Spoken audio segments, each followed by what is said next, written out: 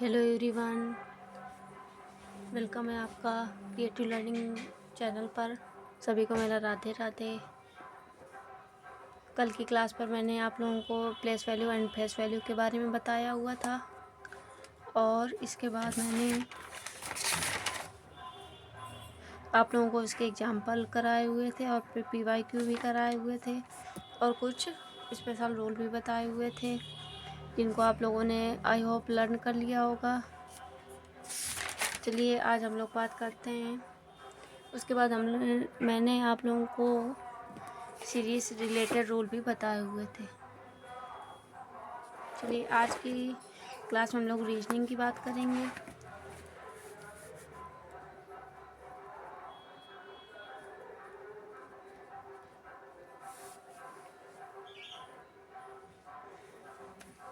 Reasoning अर्थात अपना खुद का लॉजिक पावर चेक करना।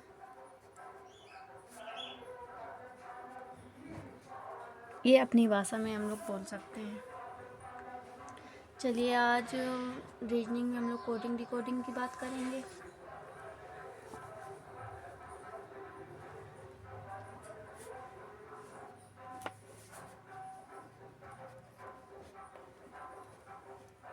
वैसे तो सारे लोग कोडिंग डिकोडिंग के अर्थ पर नहीं जाते हैं, डायरेक्ट क्वेश्चन पर ध्यान देते हैं। चलिए आज मैं आप लोगों को कोडिंग का अर्थ बताती हूँ। कोडिंग किसे कह सकते हैं? कोडिंग शब्द का अर्थ है कि कोई संदेश जो किसी को भेजा जा रहा है उसको गुप्त रूप से व्यक्त करने को ही कोडिंग कह दिया जाता है ताकि दूसरा कोई उसको ना समझ पाए। अब आप लोग समझ गए होंगे, मैं फिर से एक बार रिकॉल कर देती हूँ।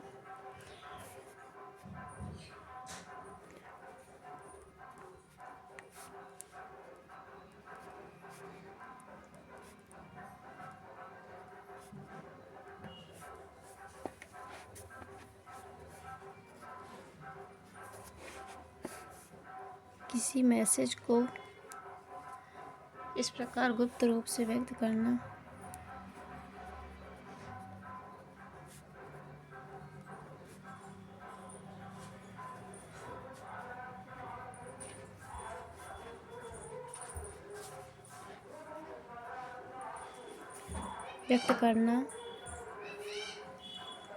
ताकि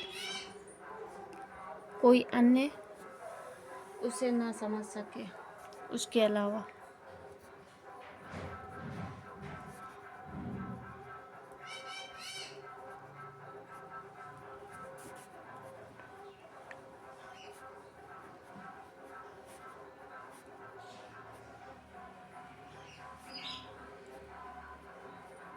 और डिकोडिंग क्या होता है? डिकोडिंग को इस प्रकार हम लोग कह सकते हैं कि जिसको मैसेज भेजा गया है वो उसका अर्थ निकाल ले और उसको समझे। इस प्रकार डिकोडिंग हो गई आपकी।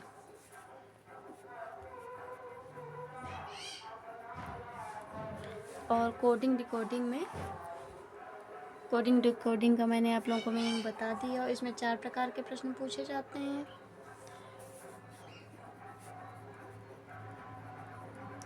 सबसे फर्स्ट में कौन होता है? Letter coding. ये टाइप 1 में आएगा। नंबर सेकेंड, नंबर या सिंबल कोडिंग। ये टाइप 2 में आएगा।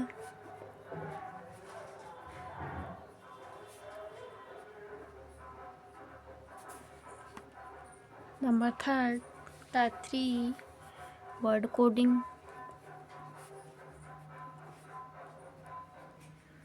Number 4 condition coding. टाइप 4 में कंडीशन कोडिंग अर्थात सिचुएशन बेस्ड क्वेश्चन आएंगे। चलिए हम लोग टाइप 1 की बात कर लेते हैं।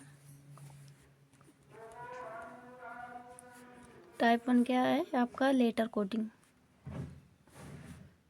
लेटर कोडिंग अर्थात लेटर किस में आते हैं? लेटर आते हैं हमारे अल्फ़ाबेट में और टोटल मेरे पास लेटर कितने होते हैं? अल्फ़ाबेट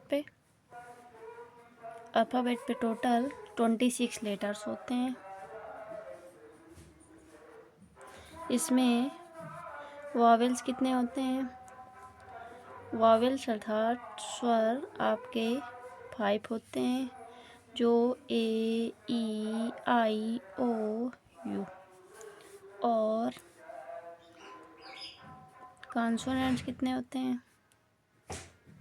अर्थात कह सकते हैं हम व्यंजन। अब 26 में 5 माइनस कर देंगे 21।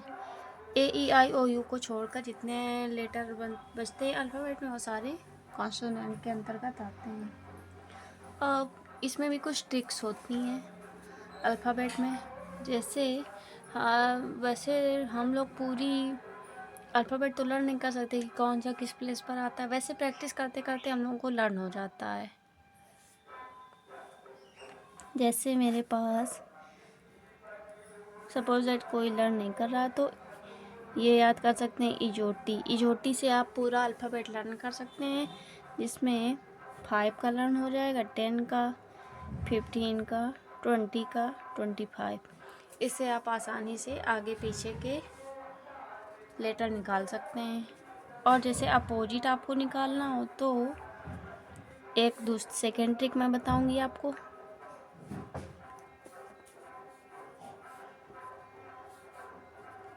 अगर opposite word suppose that decoding के क्वेश्चन में दिए हुए हैं, तो ऊक, लव, बाई, शर्ट,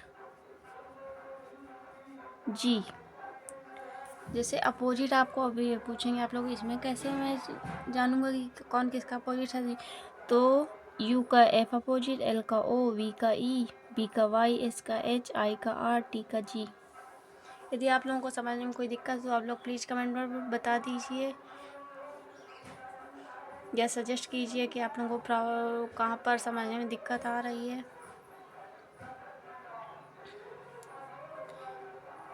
इजोटी ये आप लोगों को समझ में आ गया होगा। इजोटी इसे आप लोगों ने पढ़ा भी होगा, क्योंकि मोस्टली यही ट्रिक होती हैं इस चैप्टर में।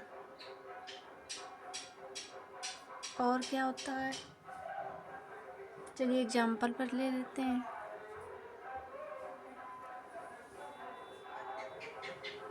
इसमें क्या होता है, चलिए कोई मैं एग्जाम्पल बताती हूँ, फिर उसके बाद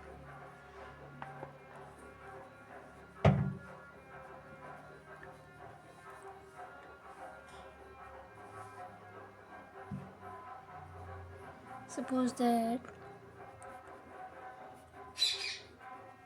यदि किसी कोड में फ्रिज को GTH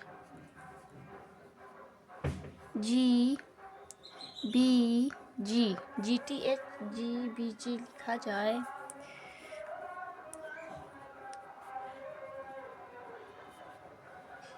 तो उसी भाषा में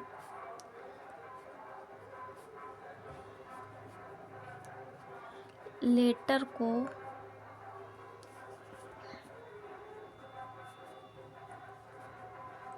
कैसे लिखा जाएगा। अब आप लोग सोचेंगे इस क्वेश्चन में कैसे किया जाए। चलिए चेक करते हैं हम लोग। जो फ्रिज को GTH GBG लिखा गया है, क्या लिखा गया है इधर नोट डाउन कर लेती हूँ मैं। फ्रिज को GTH GBG,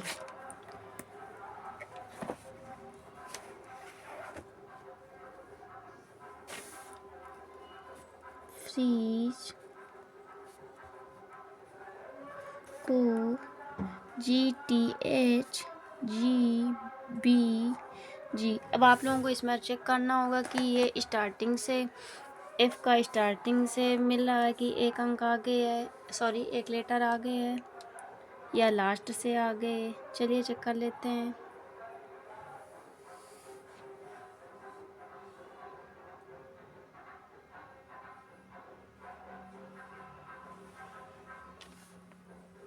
F G R T E H E B Z। चलिए चेक करते हैं फिर से।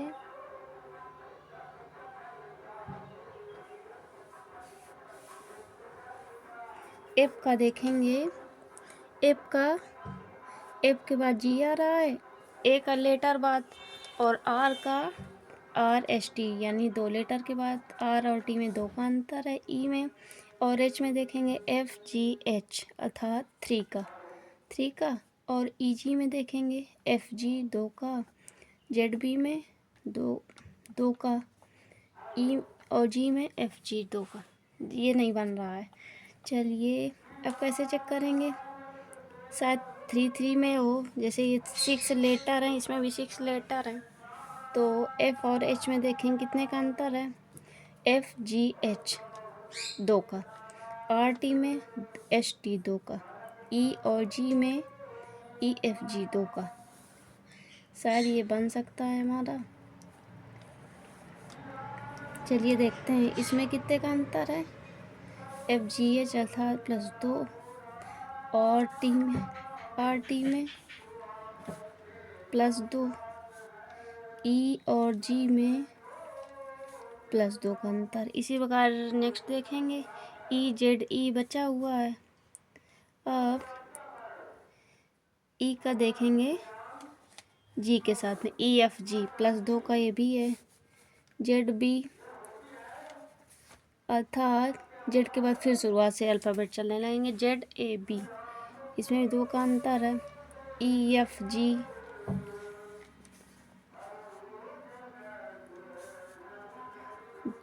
दो का अंतर है इसमें भी। आप लोगों को समझ में आया या नहीं आया, आप लोग बता सकते हैं प्लीज़ कमेंट पर। अब हमने देखा कि सीधे सीधे तो नहीं पता चला, जैसे एफ़ का जी के साथ डायरेक्ट देखने पर कि ये बढ़ता हुआ क्रम लिखा हुआ है डिकोडिंग में या घटता हुआ, या फिर ऐसा हो जाता है एफ़ जो है यहाँ पे बढ़ता हुआ क्रम में लास्ट से लेना हो, या फिर इसमें देखो अलग था, 3 का था। थोड़ा डायरेक्ट का मैं कोई एक क्वेश्चन बता देती हूँ आप लोगों को। जैसे किसी क्वेश्चन में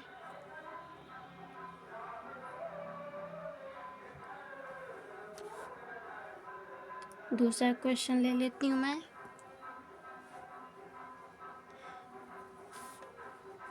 यदि किसी कोड भाषा में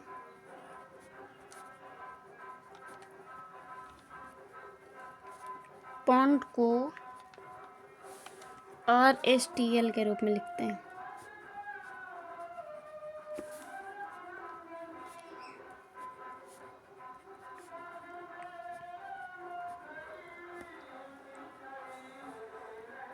तो हियर को कैसे लिखेंगे।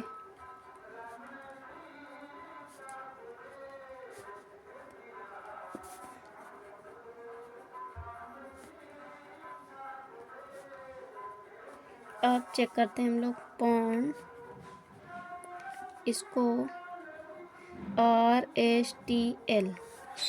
चलिए चेक करते हैं पॉन PR में। चलिए स्टार्टिंग से पहले चेक करेंगे, P और R में देखें कितने का डिफरेंस है।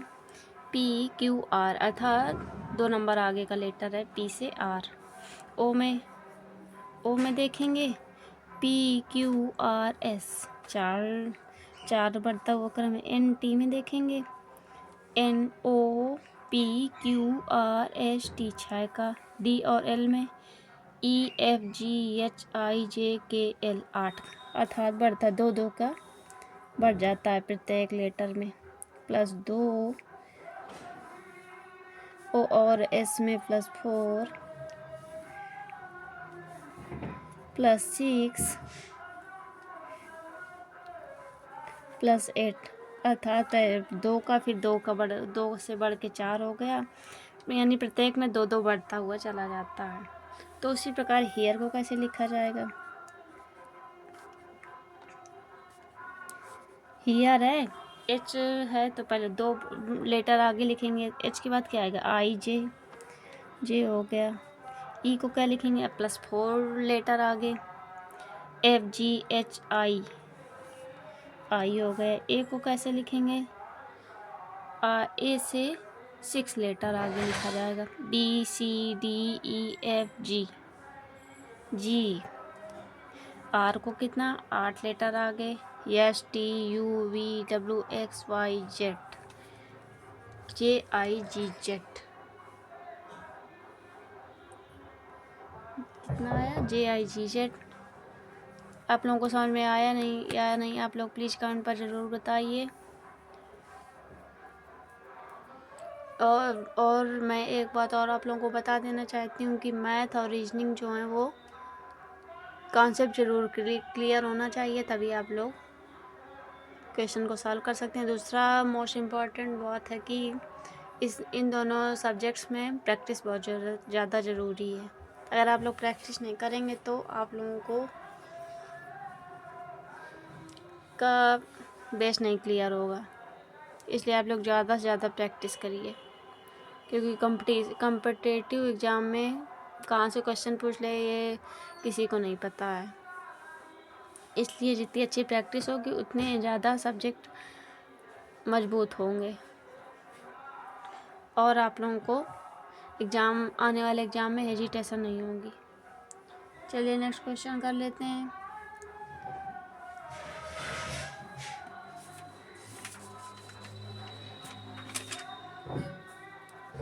सपोज दैट कोई क्वेश्चन है,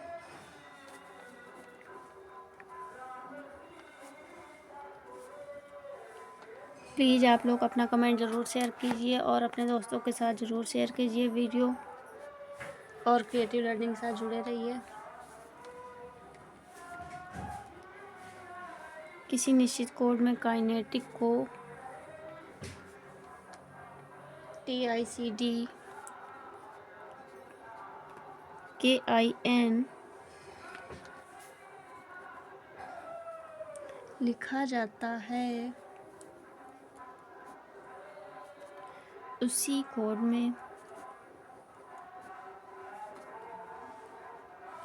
मशीन को कैसे लिखेंगे।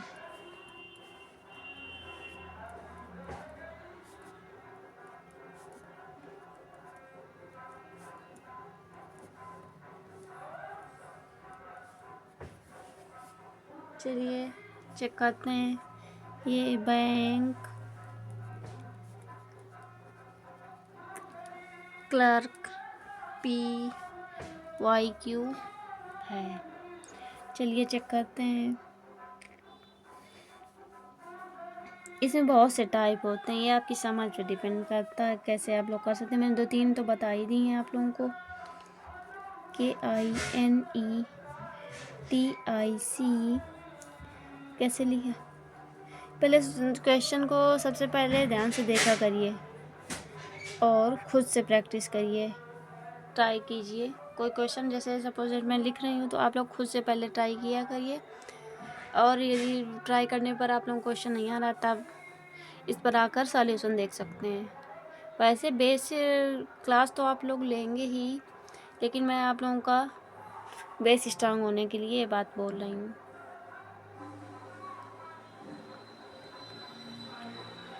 अभी SI का एग्ज़ाम रहा है 14-15 मार्च को। आई होप आप लोगों ने क्वेश्चन पेपर देखा होगा। चलिए इस पर देख लेते हैं। मैं टॉपिक पर आती हूँ। काइनेटिक है TIC। पहले ध्यान से देखिए, ये तो उल्टा तो नहीं रख दिया गया है, क्योंकि लेटर तो मुझे आगे बढ़ते हुए नहीं दिख रहे हैं, इसी के लेटर से इधर उधर रख दिया गया उठा के। काइनेटिक है, काइनेटिक में TIC आया हुआ है, इसमें स्टार्टिंग में TIC आ गया, TICD अब आप लोग देख सकते हैं कि TIC तो इसी का डिट्टो सेम उठा कर रख दिया गया है, और KIN भी ई की जगह बस D कर दिया गया है, ई से ई का एक लेटर पीछे। तो उसी प्रकार मशीन को बस एग्ज़ाम में यही समझना तो टफ होता है थोड़ा सा, क्योंकि वहाँ पर टाइम मैनेजमेंट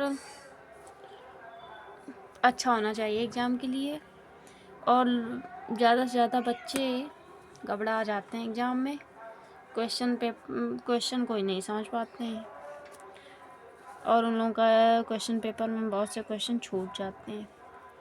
चलिए, जैसे इसमें काइनेटिक में लास्ट के 3 लेटर लिख दिए थे, वैसे मैं भी लिख देती हूँ। INE, H है, H का एक लेटर पीछे क्या आ जाएगा, H के पहले G आता है, और MAC, ये हो गया आप लोगों का। आप लोग प्रैक्टिस ज़रूर करिए रूल के साथ साथ। चलिए नेक्स्ट क्वेश्चन कर लेते हैं। जैसे रिलेटेड को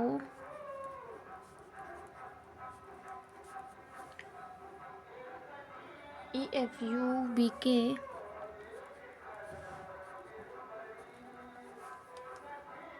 DQ लिखा जाता है, तो उसी कोड में रिटेंस को कैसे लिखा जाएगा।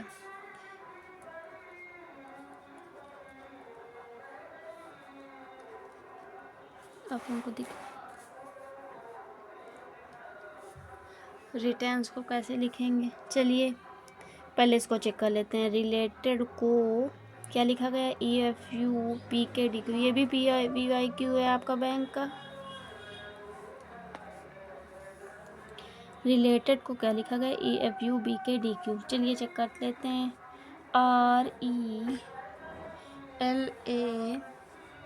RELATED, RE में देखेंगे R और E में कितने का डिफरेंस है, R का कितना होता है, आप लोगों को मैंने इजोटी बताया हुआ है, इजोटी।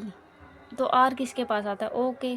O का होता है, O की रैंक होती है 15, O के तो 16, 17, 18, अर्थात R की रैंक है 18, E की है 5, तो इन लोगों का नहीं बन रहा है। यानी 5 और 18 में काफ़ी डिफरेंस है, 13 का डिफरेंस है। चलिए लास्ट से देख लेते हैं। RQ, Q के बाद R आता है ना, तो R से देखा गया कि ये जो शुरुआती लेटर है, ये इसका लास्ट में एक लेटर पीछे रखा गया है। मैंने बताया हुआ था ना आपको स्टार्टिंग में कि कोई शुरुआत लेटर होगा और लास्ट से कर उसका सॉल्यूशन डिकोडिंग करने में लास्ट में रख दें। तो R के पीछे Q है एक लेटर, E के पीछे D, L के पहले K आता है, A के पहले A का देखो इतना तो रखा है, एक अंक एक लेटर पीछे, और A का एक लेटर आगे रख दिया है, TED। अब D का हो गया, D का एक लेटर आगे E का F, T का U। आप लोग समझ सकते हैं कि कितना इसको डीपली समझना होगा। अगर ज़रा सा क्वेश्चन आपका एक लेटर भी गलत तो आपका आंसर गलत हो जाएगा। इसलिए आप लोगों को बहुत ध्यान से क्वेश्चन सॉल्व करने की ज़रूरत है।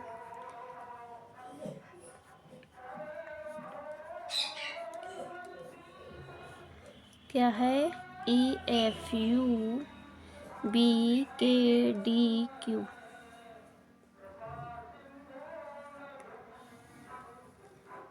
R का Q के साथ क्या है, -1,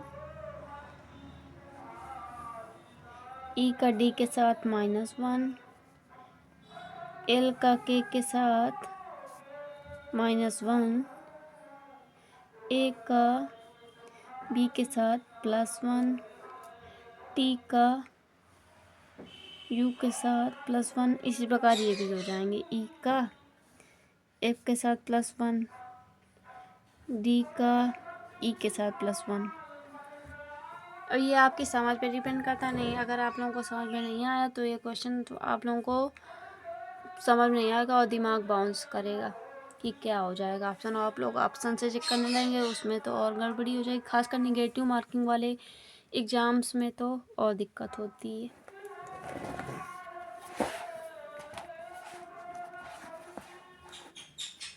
अब इसमें क्या बताना था आप लोगों को, इसका तो आपने निकाल लिया कि कैसे किया गया। रिटेंस के निकालना है, रिटेंस को कैसे लिखा जाएगा उसी कोड में।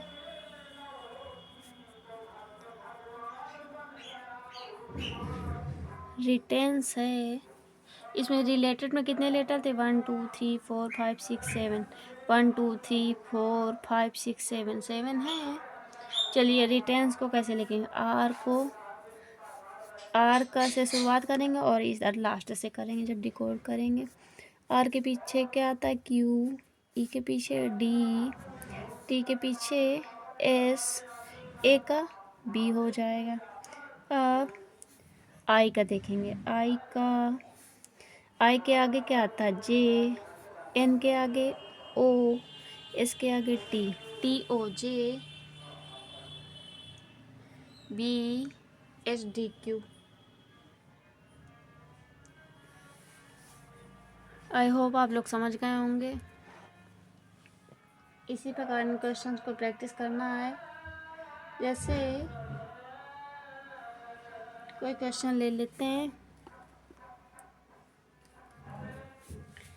उसमें क्या है? पाइल को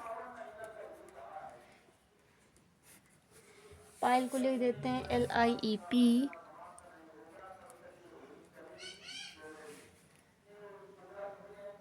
स्टार को ATRS। सेंड को क्या लिखा जाएगा? सेंड को SEN नहीं है। चलिए देख लेते हैं।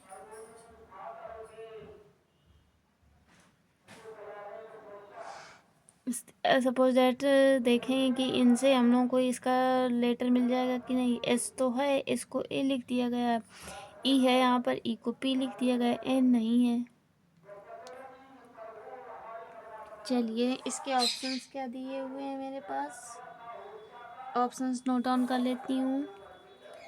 NDES, NSDE, NEDS, DNES या सॉरी none of these।